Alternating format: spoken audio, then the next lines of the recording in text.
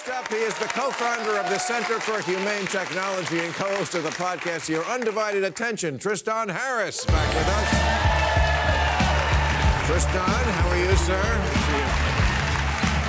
All right.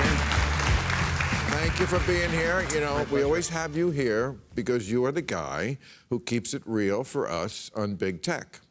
So, big story in the Wall Street Journal this week about Facebook. And, you know, whenever I read these stories, this one was about how they changed their algorithm. I'm always thinking, how much do our robot overlords really control us? Because honestly, I feel like a fucking hamster. Yeah. Like, they changed an algorithm and people acted completely differently. Yep.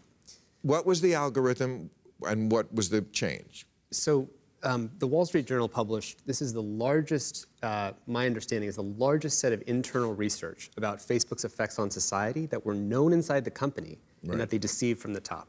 And it has effects across the gamut from increased suicidal ideation in girls, teen girls, mental health issues in teenagers, body image issues, and specifically the thing that I think you and I are both most interested in, which is the way that it makes political parties more negative. So they made a change that basically said the things that generate the most, what they called meaningful social interaction, which was actually just code for what generated the largest arguments. So you know, people focus on the posts on Facebook, but it's the comments, whatever generated the most big, long comment threads, that stuff got shot to the top.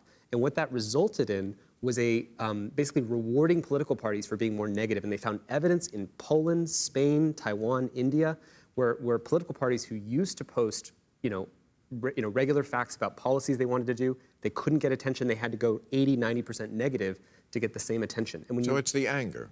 It's the anger. It's the outrage. The anger machine. and outrage that gets the eyeballs. But now, who could have predicted this? It's not like anyone was saying that, before. But I mean, the Facebook defenders would say it's just a town square, and the people you're blaming them for what the people in the town square are doing, and they can't help it that people are kind of shitty now. I mean, that's sort of the bottom line. I don't think that's Facebook's fault. What's different is that it is a town square that's a little more like, you ever been in one of those movie theaters where the seats actually move because you're watching this movie where the runaway train? Yeah. It's like that. It's as if the town square actually was not passive, right? The town square is actually affecting how people perceive what they do. It's part of the problem. It's part of the equation. Yeah, well, I think the companies try to defend, they're just holding up a mirror to society. So if you have those crazy people who are going to post crazy things, we're just showing the mirror of your own society. But the problem is that these things are not a mirror. It's more like a funhouse mirror. It selects for whoever says the most divisive thing, and then that's what shoots up to the top. So we have a $1 trillion market cap company with the most powerful supercomputer in the world pointing an AI at your brain, being like, what's the next fault line in society that will maximally outrage your limbic system? And whatever that answer to that question is, and it's using trillions of dollars of compute power to figure that out, it puts that at the center of attention for the entire world. You let society run through that for 10 years, and you wonder, why does it look so insane? And so it's almost like we've been through this massive civilizational bad trip. I mean, we have an entire mind warp that's taken place.